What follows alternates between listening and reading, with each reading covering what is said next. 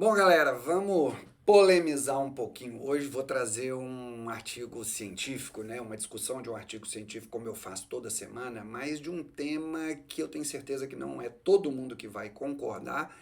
Por quê? Porque está relacionado a muita discussão e principalmente muito preconceito. E aí eu acho, vou fazer uma meia-culpa, principalmente preconceito da classe médica, mas principalmente esse preconceito vem de histórias, mas não vem de estudo e de ciência, porque vou mostrar para vocês, vou até fazer um outro artigo sobre o mesmo tema, porque eu sei que é polêmico, mas para você prestar atenção que às vezes preconceito, principalmente da classe médica, pode estar te prejudicando. Mas vamos lá, vamos para o artigo.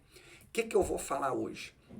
Hoje eu vou falar com vocês de oxandrolona. Oxandrolona é um esteroide anabolizante, exatamente como vulgarmente conhecido como bomba.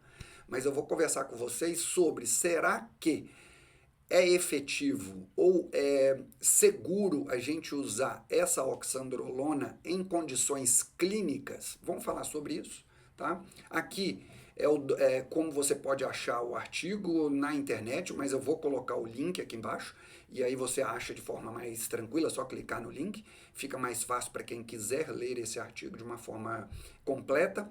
Um artigo de 2025, isso é super importante, né? Sempre trazendo aqui para vocês artigos extremamente atuais. Vamos falar um pouquinho sobre a oxandrolona? Vamos lá. O que é a oxandrolona? A oxandrolona é um esteroide anabolizante. Vamos traduzir. Esteroide é toda molécula que vem como precursora de colesterol. Então, quando eu tenho uma molécula que a base dela é um éster que vem de colesterol, eu chamo essa molécula de esteroide. Anabolizante é que faz anabolismo. Anabolismo é construção. Pego estruturas simples, uno essas estruturas simples e transformo essas estruturas em estruturas mais complexas. No caso aqui eu estou falando pegar um monte de proteína, na verdade aminoácidos que vêm da proteína para formar massa muscular. E ele é sintético, ele não é natural, não existe no nosso corpo e ele é derivado da testosterona, beleza? Atividade anabólica consistente e poucos efeitos colaterais. Por aqui a gente já começa a perceber aonde eu posso usar esse remédio, que é um remédio esteroide anabolizante, para aquelas pessoas que estão precisando de quê? Ganhar massa muscular, porque ele tem pouco efeito adverso. E isso pode ser em várias condições clínicas, eu vou mostrar para vocês aqui embaixo. Então, a metodologia, isso aqui é interessante, apesar de ser um pouco técnico. Foram feitas revisões segundo essas metodologias aqui, tanto a Prisma quanto a Cochrane, que são muito, no meio científico, muito respeitadas. E olha que interessante, foram incluídos apenas ensaios clínicos randomizados, que é o tipo de pesquisa científica que mostra causalidade. O que é isso?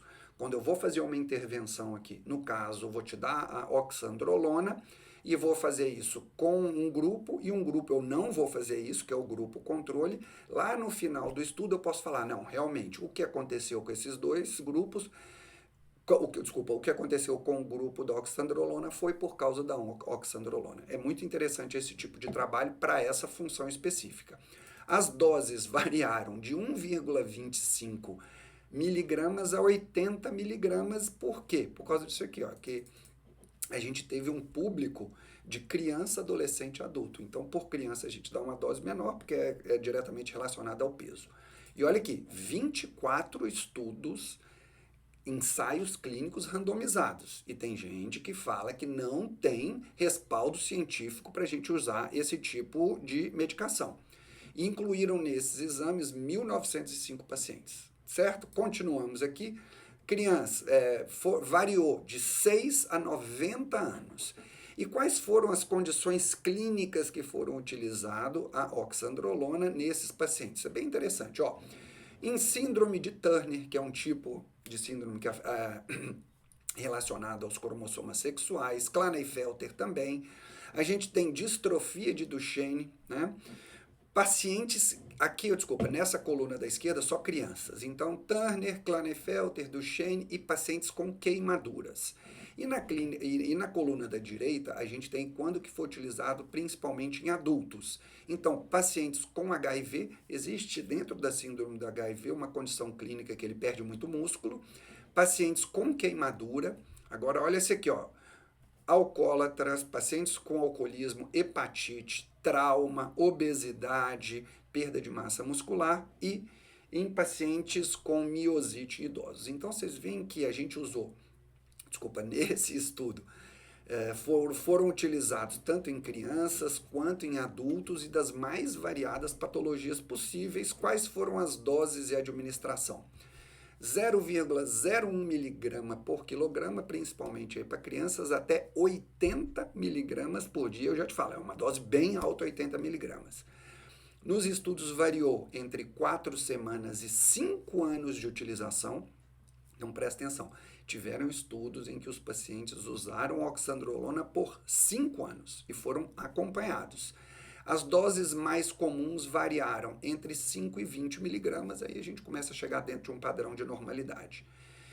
HIV especificamente, foram doses de 5 a 80 miligramas e 16 semanas utilizando de forma ininterrupta.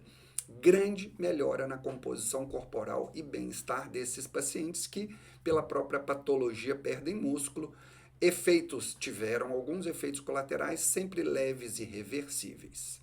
E geralmente, vamos falar aqui dos efeitos colaterais, que é interessante vocês saberem isso.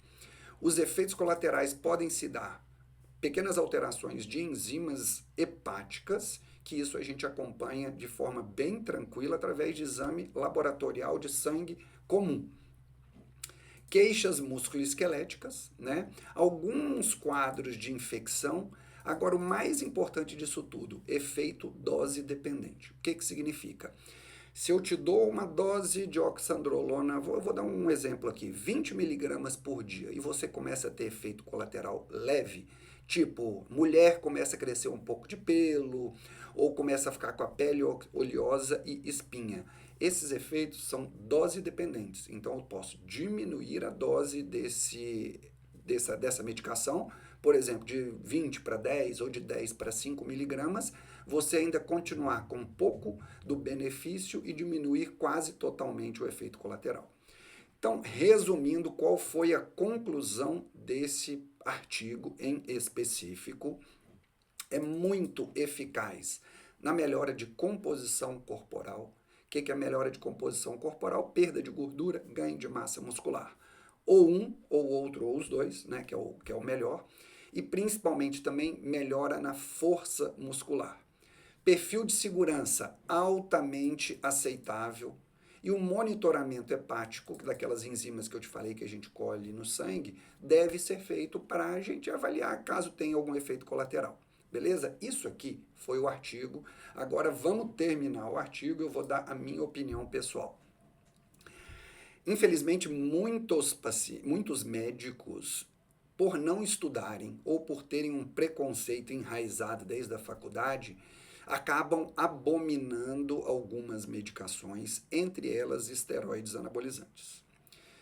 De um lado eu tenho isso, que prejudica muito a classe médica de poder beneficiar pacientes. A gente viu um monte de patologias aqui que poderiam estar sendo beneficiadas por isso.